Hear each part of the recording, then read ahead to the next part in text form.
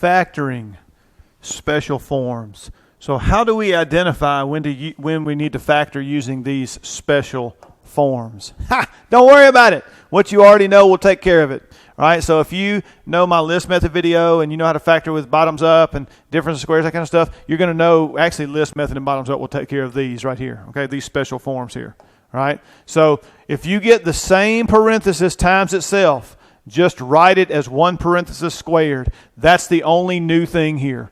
How you factor them, I'm going to do them the same way. All right, so look, there are formulas in the book. There is a formula for this one in the book.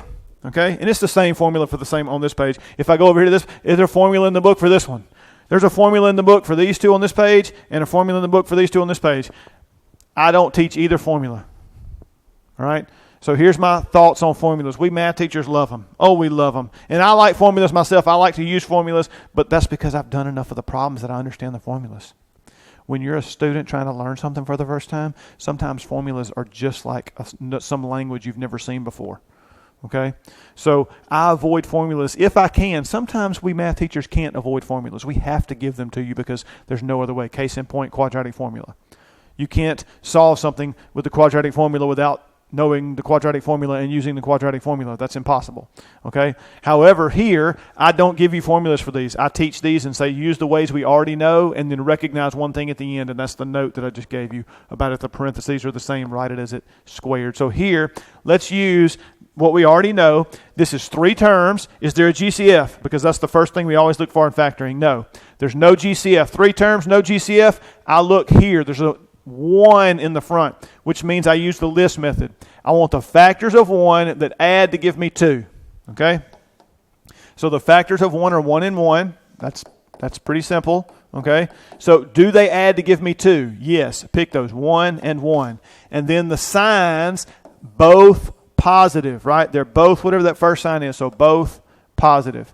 All right, so x plus 1 times x plus 1. And if we were just doing the list method, we're done. But wait a minute. This is a little different because now my 2 parentheses are identical. X minus 1 is exactly the same thing as x minus 1. It can't be like difference of squares plus and minus. You can't do what I'm about to do. They have to be completely identical. 2x plus 3 and 2x plus 3. It's got to be identical. So here, x plus 1 times x plus 1 is x plus 1 squared. X plus 1 squared. All right? So then let's look at the next one. 3 terms. Is there a GCF? Nope. So then there's a 1 in the front. This is list method. So for list method, I say the factors of 36 that add to give me 12. Okay? Well, let's list that's where list method comes from, right? List out the factors of 36, 1 and 36. You may already know this, by the way. If you already know the answer, that's fine. You don't have to list these out, all right? But I'm going to list them out just for practice sake so you can get used to seeing all the factors of these different numbers, okay? So when you factor something else, you may go, oh, I didn't know 2 and 18 or 3 and 12 or whatever. So 6 times 6 is 36. 6 plus 6 is 12. So we come down here and we say x and 6 and x and 6, right? And the signs are both positive, right? Plus, plus. And again, I notice my 2 parentheses are identical, so x plus 6 squared.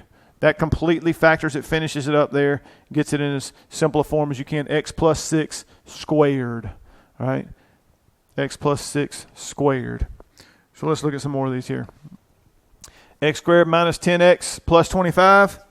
Well, 3 terms, no GCF. So 1 in the front, that's list method. So I want the factors of 25 that add to give me 10. I'm going to come back to the negative. Don't be screaming about the negative. Watch my list video, all right? List method video. All right, so then what are my factors of 25? Well, 1 and 25, that doesn't add to give me 10, 5 and 5. And by the way, if you find it, you can quit writing them. I'm going to write them all down right now, again, just so you get used to seeing all of them. So x and x, and then we said 5 and 5, right? They add to give me 10. This time, the signs are the same, and I know these things are different. That's not what I'm talking about. This sign alone tells me same or different, and I read it as both. Both negative. So both of these things here are negative. All right, so minus and minus. And again, my parentheses are identical, right? So then x minus 5 squared. X minus 5 squared.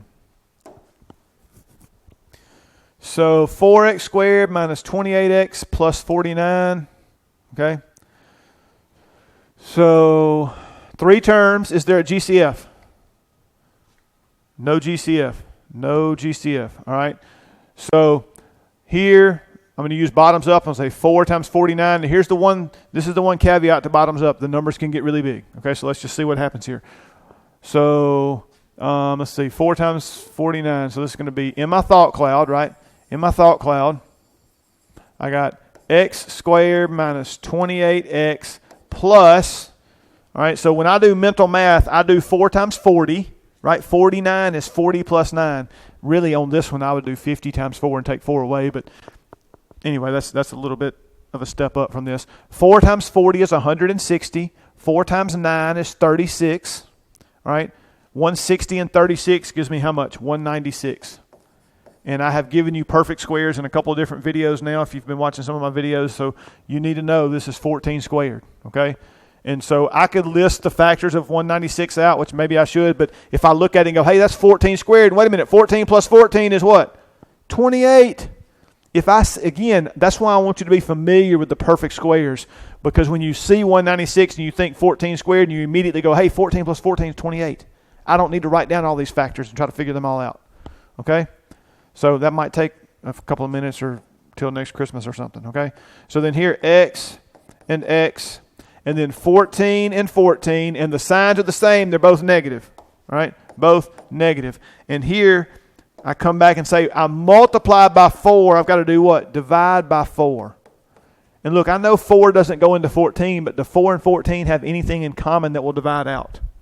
Yes, they're both even. A 2 will, right? So if you take a 2 out of 14, you get what? 7, and over 4 divided by 2 is 2. That 2 comes up, so you end up with 2x minus 7 for that first parenthesis, right? Over here, 2 goes into 14 7 times. It goes into 4 twice, and you get, bring that 2 in front, you get 2x minus 7 again, right? Look, I just did something I already knew how to do.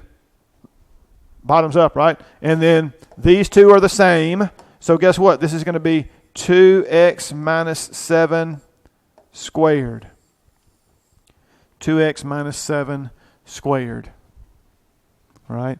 So methods we already know how to do. List method and bottoms up take care of both of these formulas. You just need to identify the fact that, hey, my parentheses are identical. So I need to write them as squared. That one thing squared. All right? So let's look at some more, because so far we haven't had a GCF, right? No GCF in any of these. We look here. Is there a GCF in this first one? Because there's 3 terms. No GCF. So is there a 1 in the front? Yep. So this is list method.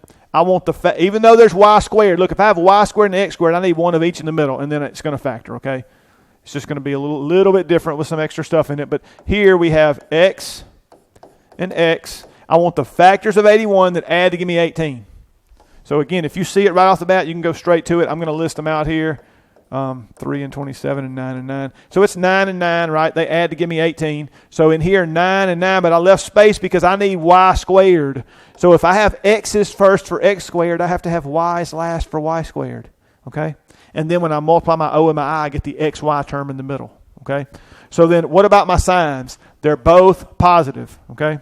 So it doesn't matter if this has the extra variable at the end with the y squared and the xy in the middle. It's still going to work, and my two parentheses are identical, so then guess what? I have x plus 9y squared. X plus 9y squared.